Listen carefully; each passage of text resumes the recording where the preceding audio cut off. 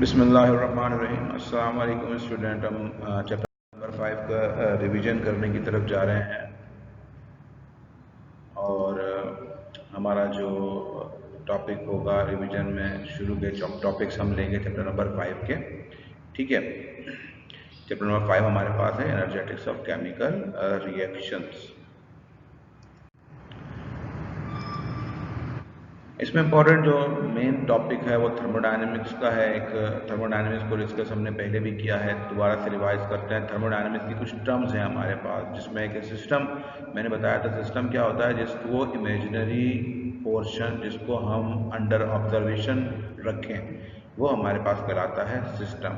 जिसमें मैंने बहुत सारी एग्जाम्पल्स भी आपको दी थी। मैं दोबारा से एक एग्जाम्पल देता हूँ। मिसाल के तौर पर, अगर आप एक गर्म चाय का कप अपने पास देख रहे हों, या कभी अभी आपने इस बिटवीन देखा हो, तो आप देखते हो कि गर्म जो चाय अंदर कप के अंदर मौजूद है, वो बेसिकली हमारे पास कहलाती है सिस्टम। ठीक है। अच्छी तरह अगर आप एक केमिकल रिएक्शन करवाने जा रहे हैं, मिसाल के तौर पर HCl और सोडियम हाइड्रोक्साइड का, तो HCl और सोडियम हाइड्रोक्साइड वो पार्ट है जो अंदर ऑब्जर्वेशन होगा, उसको हम कहेंगे ये हमारे पास क्या है? सिस्टम। अब जो चाय का कप होगा, उसके अतराफ में एटमॉस्फेयर, कमरे का जो हिस्सा होगा, और बाकी कमरे का जो हिस्सा होगा, वो कहलाएगा सराउंडिंग। ठीक है। इसी तरह HCl और NOH जो रिएक्ट कर रहे हैं, उसके अतराफ में जो हिस्सा होगा, वो हमारे पास जो कहलाएगा, वो भी एटमॉस्फेयर ही कहलाएगा, सराउंडिंग कहलाएगा। तो सराउंडिंग क्या है हमारे पास? ऑल द रिमेनिंग पोर्शन, जितना भी रिमेनिंग पोर्शन है सिवाय किसके? सिस्टम के, वो हमारे पास उसकी क्या कहलाएगा? सराउंडिंग कहलाएगा। अच्छा, बाउंड्री क्या है? अब चाय का कप जिसके अंदर रखा है, वो चाय जिसके अंदर रखी है वो कप होगा। अब वो कप की जो बाउंड्री है, बेसिकली वो कहलाती है हमारे पास बाउंड्री का टर्म में इस्तेमाल की जाती है। और इसी तरह हमारे पास अगर जो मैं रिएक्शन बात कर रहा हूँ, HCl और NaOH का रिएक्शन हो रहा है, तो जिस फ्लास्क में रिएक्शन हो रहा होगा, वो रिएक्शन हमारे पास जो है, जिस फ्लास्क में हो रहा है, वो फ्लास्क हमारे पास कहलाएगी बाउंड्री। ठीक है। तो एक होता है हमारे पास सिस्टम, एक होता है सराउंडिंग, बाउंड्रीज। ठीक है। थर्मोकेमिस्ट्री क्या है? थर्मोकेमिस्ट्री केमिस्ट्री की वो ब्रांच है जिसमें हम ऐसे रिएक्शंस को स्टडी करते हैं जिसमें हमारे पास एनर्जी का चेंज हो रहा हो। उस एनर्जी के चेंज को रिएक्शन में पढ़ा जाए तो वो कहलाती है हमारे पास थर्मोकेमिस्ट्री। ठीक है। दो टाइप के थर्मोकेमिकल रिएक्शंस होते हैं। एक होता है एक्सोथर्मिक रिएक्शन और एक होता है एंडोथर्मिक रिएक्शन। एक्सोथर्मिक रिएक्शन, जिससे हीट बाहर इवोल्व हो, वो हमारे पास कहलाता है एक्सोथर्मिक, और जिसमें इंटर हो, वो हमारे पास कहलाता है एंडोथर्मिक। अब एक्सोथर्मिक का ग्राफ किस तरह होता है कि मिसाल के तौर पर अगर ये जो आपको नजर आ रहा है, ये एनर्जी का कंपोनेंट नजर आ रहा है, और ये हमारे पास रिएक्शन प्रोग्रेस है, तो अगर रिएक्टेंट की एनर्जी ज़्यादा हो और प्रोडक्ट की एनर्जी कम हो, तो इसका मतलब है वो अपने आप को, रिएक्टेंट क्या करेगा? लोअर एनर्जी पे लेके जाएगा अपने आप को। तो लोअर एनर्जी पे जाने तक जितनी एनर्जी उसको एक्स्ट्रा होगी, वो रिलीज करेगा एटमॉस्फेयर में, और जो रिलीज करेगा, क्योंकि रिलीज करेगा, इसलिए ये सारा रिएक्शन हमारे पास कौन सा रिएक्शन कराएगा? Exothermic reaction. लेकिन इसके अगर अगले केस में आप देखें, एंडोथर्मिक केस में, इसमें रिएक्टेंट की एनर्जी कम है, प्रोडक्ट की एनर्जी ज़्यादा है, तो इसीलिए ये रिएक्टेंट अपनी एनर्जी को बढ़ाएगा, और बढ़ा के यहाँ तक लेके जाएगा, तो ये एनर्जी वो क्या करेगा? एब्जॉर्ब करेगा, तभी प्रोडक्ट तक जाएगा। क्योंकि एब्जॉर्ब होगी एनर्जी, इतनी हीट एब्जॉर्ब होगी, ये हमारे पास कराएगा एंडोथर्मिक प्रोसेस कहलाएगा, या रिएक्शन कहलाएगा। ठीक है। अच्छा, फिजिकल प्रॉपर्टीज क्या होंगी? फिजिकल प्रॉपर्टीज हमने बताई थी, दो किस्म की प्रॉपर्टीज होती हैं, एक माइक्रोस्कोपिक, एक मैक्रोस्कोपिक। जो मैक्रोस्कोपिक प्रॉपर्टीज होती हैं, उसकी मजीद दो प्रॉपर्टीज होती हैं, एक इंटेंसिव प्रॉपर्टी और एक एक्सटेंसिव प्रॉपर्टी। इंटेंसिव प्रॉपर्टी वो जो अमाउंट पे डिपेंडेंट ना हो, वो इंटेंसिव प्रॉपर्टी। अब मिसाल के तौर पर मैंने कहा टेम्परेचर अमाउंट पे डिपेंडेंट नहीं होता। एक बच्चे को अगर फीवर हो रहा है, एक बड़े को जो फीवर हो रहा है, अब बच्चे की बॉडी छोटी है, बड़े की बॉडी बड़ी है, लेकिन टेम्परेचर क्या होगा? अगर बढ़ेगा, सब बच्चे का होगा, वो भी जो नॉर्मल अगर टेम्परेचर है 37 डिग्री सेंटीग्रेड या 98 पॉइंट समथिंग फ़ारेनहाइट होगा, और बड़े का भी वही होगा। लेकिन अगर फीवर होगा तो बच्चे का भी उसी हिसाब से इंक्रीज करेगा जितना बड़े के हिसाब से करेगा, तो बॉडी के साइज से कोई फर्क नहीं पड़ रहा। अब इसी तरह अगर हम बात करते हैं टेम्परेचर की अलावा प्रेशर की, तो प्रेशर जो एक छोटी बॉडी में पड़ रहा है वो एक बड़ी बॉडी में भी उतना प्रेशर पड़ रहा है, तो अमाउंट से कोई फर्क नहीं पड़ेगा। डेंसिटी भी कोई इफेक्टिव नहीं होगी, क्योंकि डेंसिटी में अगर आप अमाउंट कम करोगे तो साथ साथ वॉल्यूम भी कम होगा, मास भी कम होगा। इस वजह से एक ग्रेजुअली डेंसिटी क्या होगी, जितने आप अमाउंट कम करते चले जाओगे डेंसिटी तो वही सेम रहेगी, क्योंकि मास और वॉल्यूम साथ साथ डिक्रीज हो रहा होगा। विस्कोसिटी अगर आप 1 ml वाटर की लो या 100 लीटर वाटर की लो तब भी हमारे पास सेम रहेगी, विस्कोसिटी तब्दील नहीं होती, क्योंकि ये तमाम बॉइलिंग पॉइंट अगर आप 10 ml वाटर का लोगे तब भी 100 पे बॉयल होगा, 100 सेंटीग्रेड पे। अगर आप 200 लीटर भी लेते हो तब भी अमाउंट से कोई फर्क नहीं पड़ेगा, वो बॉयल 100 पे जाके ही होगा। तो इसका मतलब वो तमाम चीज़ें ये जो हमारे पास चीज़ें हैं ये जो चीज़ें बॉयल होंगी, जो चीज़ें हमारे पास मौजूद है ये अमाउंट पे डिपेंडेंट नहीं होती। ये प्रॉपर्टीज जो अमाउंट पे डिपेंडेंट ना हो वो हमारे पास इंटेंसिव प्रॉपर्टी कहलाती है, और जो अमाउंट पे डिपेंडेंट हो वो हमारे पास एक्सटेंसिव प्रॉपर्टी कहलाती है। अमाउंट पे डिपेंडेंट कौन सी होती है हमारे पास, मिसाल के तौर पर वॉल्यूम। अगर किसी चीज़ का अमाउंट हम कम करेंगे तो वॉल्यूम उसका कम हो जाएगा। ठीक है, पानी आपने ग्लास में रखा हुआ है, अगर वो 100 ml है उसमें से आप 10 ml निकाल लेते हैं तो अमाउंट कम करने की वजह से जो 100 ml था वो कम हो के 90 ml हो जाएगा। इसी तरह अगर हम इंट्रॉपी डिस्कस करें तो इंट्रॉपी क्या होती है कि बिगाड़ किसी सिस्टम में, अगर मिसाल के तौर पर 100 स्टूडेंट क्लास में है, उनका वो अगर कंट्रोल में नहीं है, शोर कर रहे हैं, इसका मतलब है कि उन्होंने एंट्रोपी फैलाई हुई है। आप 50 कम करेंगे एंट्रोपी कम हो जाएगी, यकीनन आपके पास क्लास कंट्रोल में हो जाएगी। इसके अलावा इंटरनल एनर्जी भी अमाउंट पे डिपेंडेंट होती है। तो ये हमारे तमाम चीज़ें जो है जो अमाउंट पे डिपेंडेंट हो एक्सटेंसिव प्रॉपर्टी, और जो अमाउंट पे डिपेंडेंट ना हो वो इंटेंसिव प्रॉपर्टी कहलाती है।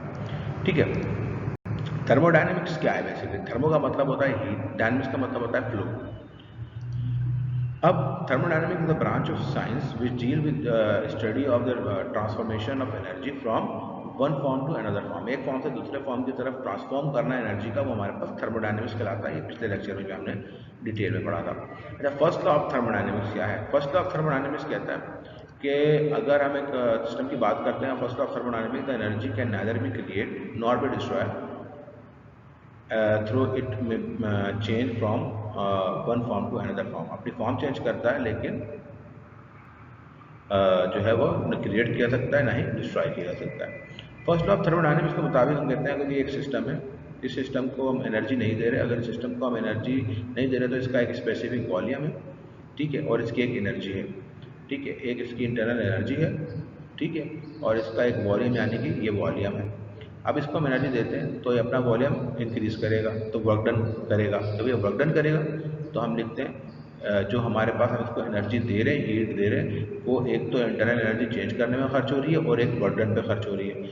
तो हम कहते हैं जितनी हम इसको हीट देंगे वो या तो इसकी इंटरनल एनर्जी बढ़ाने में खर्च हो जाएगी या वर्क डन कराने में खर्च हो जाएगी। यानी कि ये जो टोटल एनर्जी है वो ज़ाया नहीं हो रही, वो दो कामों में खर्च हो रही है, या तो उसकी इंटरनल एनर्जी चेंज करने में या उसका वर्क डन करने में। तो जो टोटल जितनी भी हीट हम उसको देंगे वो इन दोनों की क्या होगी, बराबर होगी। हीट को हम Q से रिप्रेजेंट कर लेते हैं, change in internal energy E2 और E1 होती है, यानी कि E2 में से E1 माइनस कर देंगे, वर्क डन हम W से रिप्रेजेंट कर लेते हैं। तो हमारे पास डेल E बन जाता है E2 माइनस E1, तो हमारे पास इक्वेशन बन गई Q is equal to del E plus W। ठीक है, इसको हम इस तरह भी लिख सकते हैं, del E is equal to Q minus W। ये डेल यहाँ पे सॉरी यहाँ पे W जो प्लस कर रहा है, क्या करेगा, माइनस करेगा।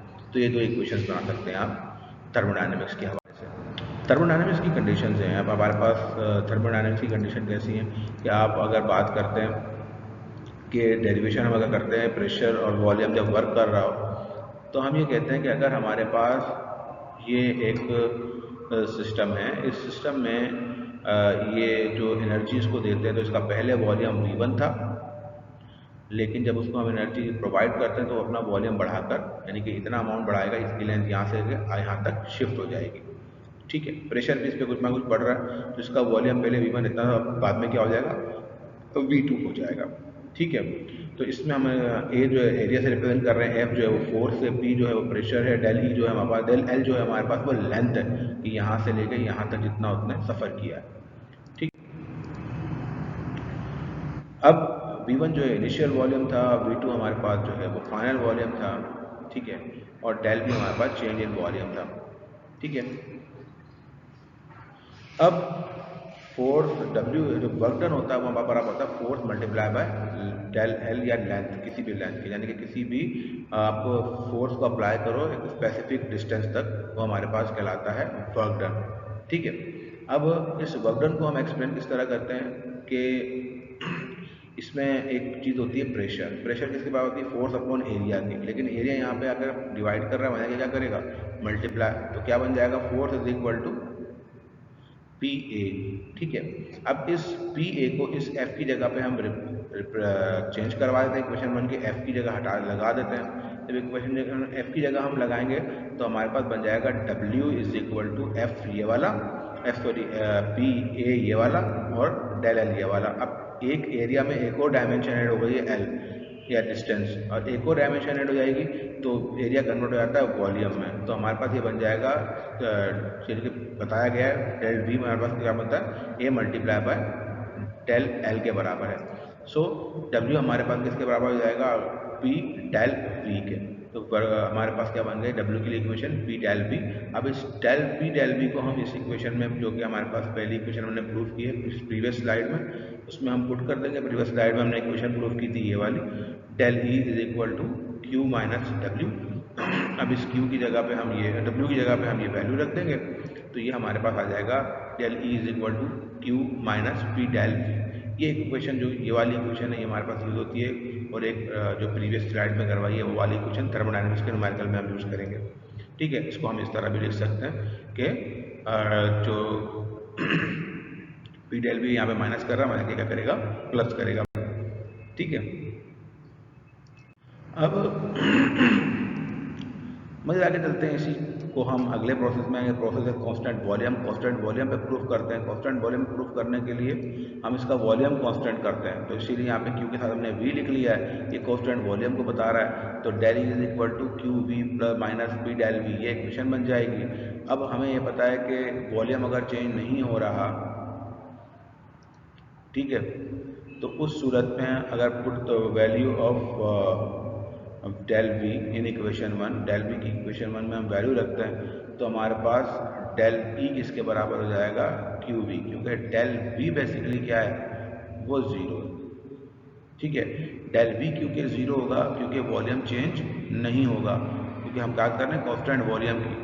तो कांस्टेंट वॉल्यूम है तो जो भी प्रोसेस होगा उसके अंदर वॉल्यूम चेंज नहीं होगा, इसलिए चेंज क्या आएगा? जीरो। तो डेल वी की जगह क्या हम रख सकते हैं? जीरो। तो डेल वी की जगह हम जीरो रखेंगे तो पी डेल मल्टीप्लाई होगा जीरो से, तो पी भी जीरो हो जाएगा। तो उस सूरत में हमारे पास जो डेल ई है वो बराबर आ जाएगा क्यू वी। ठीक है, तो क्यू वी के बराबर आ गया। ये इक्वेशन है हमारे पास प्रोसेस एट कांस्टेंट वॉल्यूम के। Process constant pressure. अब कांस्टेंट प्रेशर की अगर हम बात करते हैं तो फर्स्ट लॉ ऑफ थर्मोडायनेमिक्स में अप्लाई कर देते हैं, तो हमारे पास आ जाएगा। अब हम क्या रखेंगे? Del E is equal to Q P. वहाँ पे हमने क्यू वी रखा था, यहाँ पे हम रखेंगे क्यू पी। ठीक है, तो हमारे पास क्यू पी बराबर आ गया किसके? Del E plus P del V के। अब डेल ई हमें पता है किसके बराबर होता है? E two minus E one के। डेल वी हमें V two minus V one के। रख देते हैं इस जगह पे। अब ये डेल ई की वैल्यू यहाँ पर और इस डेल वी की वैल्यू यहाँ पर जब रखा तो इस तरह आ गया। इस पी को दोनों से मल्टीप्लाई कर देंगे। अब वन वाले एक तरफ कर देंगे, टू वाले एक तरफ कर देंगे। अब इस तरह हमारे पास एक इक्वेशन बन जाएगी, Q P is equal to E two plus P V two minus E one plus P V one. Enthalpy हमें बताया किसके बराबर होती है?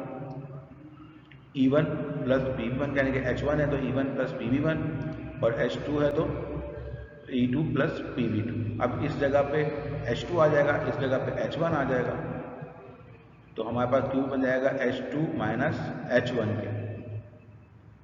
ठीक है, तो इस सूरत में हम कहते हैं कि चेंज इन एंथैल्पी हमारे पास बराबर होता है डेल H के। तो इस H2 माइनस H1 पे हम जगह पे हम क्या देंगे? Delta H। तो हमारे पास इक्वेशन बन जाएगी Q P is equal to del H के। ठीक है, हैसेस लॉ डिस्कस करते हैं। हैसेस लॉ भी हमने डिस्कस करना था। हैसेस लॉ क्या होता है कि हम जितनी भी हीट की रिएक्शन को देते हैं वो एक स्टेप में दें या उसको हम क्या करवाएं? मल्टीपल स्टेप में कराएं, उसकी जो चेंज इन एंथैल्पी है वो सेम रहती है। मिसाल के तौर पर अगर ये रिएक्शन है, इससे ए से हम डी बनाते हैं तो डेल एच हमारे पास एनर्जी लग रही है, यूज़ हो रही है। तो अगर हम लेकिन इसको मल्टी स्टेप में कराएं, ए से बी बनाएं, बी से सी बनाएं, सी से डी बनाएं, अगर ये H1 है, ये H2 है, ये H3 है, तो उस केस में हमारे पास हम कहेंगे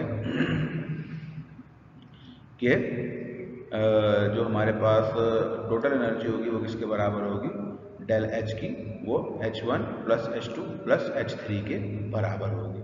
इसका मतलब है इसको हम एक स्टेप में करें या हम मल्टीपल स्टेप में करें, चेंज इन एंथैल्पी हमारे पास सेम होगी। ठीक है, इसको हम स्पेसिफिक भी अप्लाई करते हैं। हमने कार्बन, इसको एक स्टेप में देखा कि कार्बन डाइऑक्साइड को दो एक साथ सोडियम हाइड्रोक्साइड के मॉलिक्यूल से रिएक्ट कराएं तो -90 किलो जूल पर मोल एनर्जी हमारे पास रिलीज होती है। ठीक है, लेकिन अगर स्टेप 1 पहले एक मॉलिक्यूल को कराएं, यहाँ पे दोनों एक साथ करा दिए NaOH, यहाँ पे स्टेप बाय स्टेप करते हैं, पहले एक NaOH के मॉलिक्यूल को रिएक्ट करवाया, -490 किलो जूल पर मोल एनर्जी रिलीज हुई।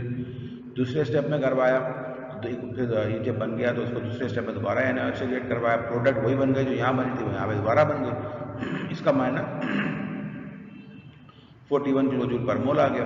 अब यहाँ -49 था, यहाँ पे -40, दोनों को सम करेंगे तो किसके बाद -90 के, जो ये दो स्टेप में करवाया तब भी -90, सिंगल स्टेप में कराया तब भी -90, तो यानी कि मल्टीपल स्टेप हो या सिंगल स्टेप हो, एनर्जी का चेंज हमारे पास क्या होता है, सिमिलर होता है according to the Hess's law. ये बात समझ में आ गई होगी आपको। ठीक है, अब यहाँ बात समझ में आ गई तो अब हम आते हैं इसके न्यूमेरिकल्स की तरफ। ठीक है, इसके न्यूमेरिकल भी दो तरीके के, दो फॉर्मूले पुट किए जाते हैं, दो अलग अलग फॉर्मूले रखे जाते हैं। एक क्वेश्चन हम ये देख लेते हैं, इन अ सर्टेन प्रोसेस, एक प्रोसेस में 700 joule of heat is absorb by a system. ये क्वेश्चन कराने से पहले मैं आपको एक बात बता दूं कि इसके बारे में मैंने बताया था कि हीट में Q कब प्लस में होगा, कब माइनस में होगा, कब वर्क डन प्लस में होगा, कब माइनस में होगा, कब हमारे पास change in internal energy plus में होगी, माइनस में होगी, ये मैंने आपको बताया था जब मैं प्रीवियस लेक्चर करा रहा था। ठीक है, इसमें मैं न्यूमेरिकल आपको सॉल्व करवा रहा हूँ डायरेक्ट, मुझे उम्मीद है कि आपको वो बात याद होगी। ठीक है, क्वेश्चन में ये लिख रहा है, in a certain process 700 joule of heat is absorb by the system. Absorb हो रही है तो हमेशा प्लस में होगा ही, तो हम ये कहते हैं Q is equal to 700 joule. ठीक है, while 300 joule work done on the system. अब ऑन द सिस्टम हो रहा है, एक बात की थी मैंने बाय द सिस्टम की, एक हमने बात की थी ऑन द सिस्टम की। ऑन द सिस्टम अगर काम हो रहा होगा तो सिस्टम अपने आप को रिड्यूस कर रहा होगा, जिसकी वजह से एनर्जी बाहर की तरफ रिलीज होगी। बाहर की तरफ होगी तो एक्सोथर्मिक प्रोसेस में हमेशा एनर्जी को माइनस में रखा जाता है, इसी वजह से यहाँ पर हमारे पास W किसमें रखा जाएगा, माइनस में। तो कितना आ गया, -300 जूल आ गया। तो हमारे पास यहाँ पर क्या हुआ, ये 700 जूल ये प्लस में रखा गया, क्योंकि एब्जॉर्ब हो रहा था, ये बाहर निकल रहा है, सिस्टम अपने आप को रिड्यूस कर रहा है, तो तुरंत में हमारे पास क्या होगा, ये माइनस में रखा जाएगा। ठीक है, आगे कह रहा है कि what is the change in internal energy. Internal energy का चेंज आपने क्या करना है, फाइंड करना है। क्लियर। अब by the first law of thermodynamics हमें ये बात पता है, क्या बात पता है, Q किसके बराबर होता है, डेल E प्लस W। मालूम क्या करना है आपने, W मालूम करना है। तो डेल E यहाँ पे प्लस करा तो हमारे क्या करेगा, सॉरी आपने मालूम करना है डेल E, W यहाँ पे प्लस करा तो हमारे क्या करेगा, माइनस करेगा। तो इक्वेशन बन जाएगी del E is equal to Q minus W। ठीक है, सिर्फ आपने वैल्यू पुट करनी है, डेल E को आपने फाइंड करना है, ये लिखा हुआ। Q की वैल्यू क्या है, 700, और W की वैल्यू क्या है, 300, -300। Q की वैल्यू आ गई 700, माइनस फॉर्मूले का ये वाला ये लग गया, और वैल्यू के साथ जो लगा हुआ है वो उसके साथ लगा दिया। अब तो आपको पता है माइनस माइनस मल्टीप्लाई होता है, तो उस सूरत में हमारे पास क्या बन जाता है, प्लस बनता है। तो उस सूरत में हम इसको लिखेंगे कि 700 प्लस 300 हो गया। तो डेल E हमारे पास किसके बराबर आ गया, डेल E हमारे पास बराबर आ जाएगा 1000 जूल के। ठीक है, सिंपल सा न्यूमेरिकल है, कोई मसला नहीं है इसके अंदर। अगले न्यूमेरिकल की तरफ चलते हैं। अगला न्यूमेरिकल है 600 joule of heat was given to a guest at 1.01 multiplied to the power 5 newton per metre square pressure. तो इस जुमले में आपको बता रहा है कि 600 जूल हीट है जो given to the gas, gas को दी जा रही है, यानी गैस सिस्टम उसको क्या कर रहा है, एब्जॉर्ब कर रहा है।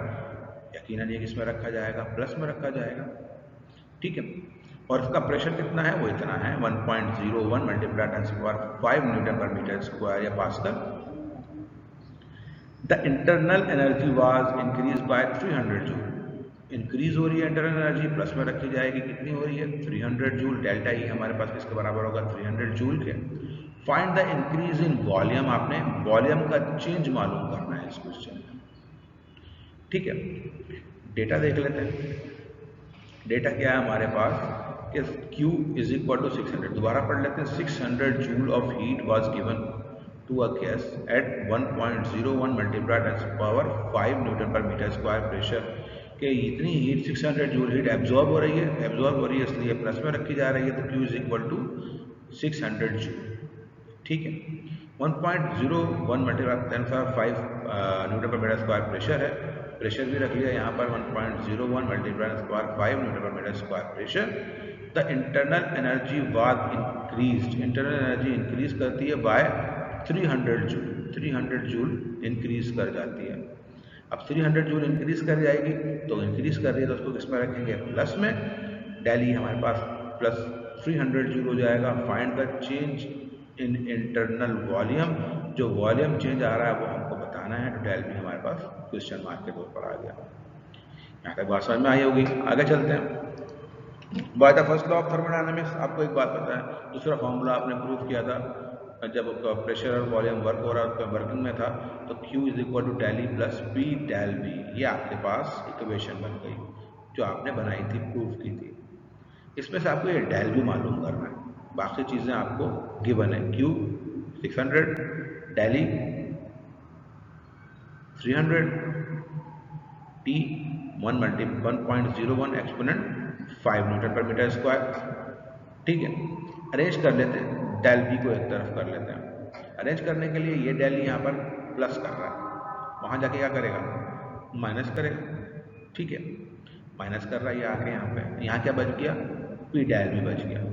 अब इस पी डेल बी में डेल बी आपने फाइंड करना है, पी यहाँ मल्टीप्लाई कर रहा है, यहाँ क्या करेगा, डिवाइड। तो इक्वेशन बन जाएगी del B is equal to Q minus del E divided by pressure, ये प्रेशर डिवाइड में आ गया। अब इजीली आपको सिर्फ और सिर्फ इक्वेशन की वैल्यू सब्स्टिट्यूट करनी है, और जब सब्स्टिट्यूट करेंगे तो आपको आंसर मिल जाएगा। सब्स्टिट्यूट करने के लिए आप क्या करेंगे, Q की जगह Q की वैल्यू कितनी है 600 रख देंगे, डेली की जगह पर 300 रख देंगे, और प्रेशर की जगह पे ये 1.01 exponent 5 newton per metre square रख देते हैं। Q कितना है 600 रख दिया, डेली जो है 300 रख दिया, प्रेशर की वैल्यू रख दी। इस 600 में से ये 300 क्या हो जाएगा, माइनस हो जाएगा। जब माइनस हो जाएगा तो कितना बचेगा, 300 बचेगा, यकीनन 300 बच गया। अब ये 300 डिवाइडेड बाय क्या हो गया, प्रेशर। अब ये प्रेशर क्या हो गया हमारे पास इसमें आ गया। तो अब इसके बाद हमने इसको जब कैलकुलेटर से यूज़ किया, तो कैलकुलेटर यूज़ करने के बाद आया 0.0297 मीटर क्यूब, ये हमारे पास इसका आंसर आ गया। याद रखिएगा, दो टाइप के क्वेश्चन आपके पास होंगे। एक थर्मोडायनेमिक्स में पहली इक्वेशन से होगा Q is equal to del E plus W, Q is equal to del E plus W. एक इस तरह बनता है थर्मोडायनेमिक्स क्वेश्चन, और एक इस फॉर्मूले से बनता है Q is equal to del E plus P del V से। मालूम इसके अंदर आपको Q भी करना हो सकता है, मालूम इसमें डेल ई भी करना हो सकता है। Q मालूम करना है तो ये वैल्यू लिखी होगी, 3 डेल ई दिया होगा, प्रेशर दिया होगा, वॉल्यूम दिया होगा। अगर मालूम करना है डेल ई, तो आपको ये जहाँ पे प्लस कर रहा है वहाँ जाके माइनस करेगा, वहाँ पर मालूम करना होगा। डेल वी मालूम करना है तो इसी तरह मालूम करना होगा जिस तरह मालूम किया गया। उस वाले न्यूमेरिकल में, अगर पिछले न्यूमेरिकल में पिछले वाले टाइप में देखेंगे तो उसके अंदर फार्मूला था Q is equal to del E plus W. तो जब Q is equal to del E plus W होगा तो आपको सिंपली या तो वर्क डन मालूम करना होगा, या आपको डेल ई यानी इंटरनल एनर्जी चेंज मालूम करना होगा, या आपको हीट मालूम करनी होगी। तो जो चीज़ आपको मालूम करनी होगी वहाँ उस फार्मूले से मालूम करेंगे। लेकिन याद रखिएगा, जब भी प्रेशर जैसा का जिक्र आएगा न्यूमेरिकल में थर्मोडायनेमिक्स के, तो ये वाला फार्मूला अप्लाई होगा। और जब प्रेशर का जिक्र नहीं होगा या फिर वॉल्यूम का जिक्र नहीं होगा तो वो वाला वर्क डन वाला फार्मूला लगेगा।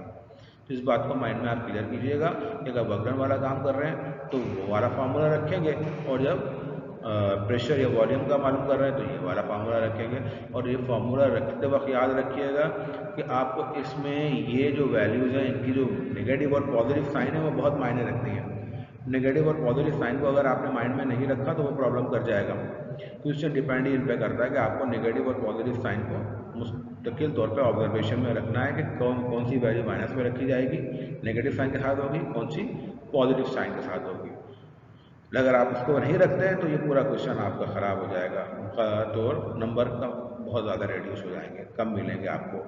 यूनिट्स आप लाजमी साथ में लगाएं हर किसी चीज़ की जहाँ पे आप अप्लाई कर रहे हैं। यहाँ मैंने मीटर क्यूब क्यों लगाई है, क्योंकि सारी वैल्यूज जो हैं वो एसआई यूनिट्स में है। न्यूटन पर मीटर स्क्वायर भी एसआई यूनिट का है, जूल भी एसआई यूनिट का है, तो हमारे पास आंसर भी एसआई यूनिट में आएगा। वॉल्यूम एसआई यूनिट हमारे पास जो है वो मीटर क्यूब होता है। ठीक है, उम्मीद है क्वेश्चन आपको समझ में आए होंगे। आसान सा रिवीजन था, थोड़ा बहुत जो इसका कराने की कोशिश की है। इसमें एक चीज़ रह गई है हीट ऑफ फॉर्मेशन के न्यूमेरिकल, इंशाल्लाह वो मैं आपको नेक्स्ट इसके लेक्चर में करा दूंगा। बहुत शुक्रिया, थैंक यू, अल्लाह हाफिज़।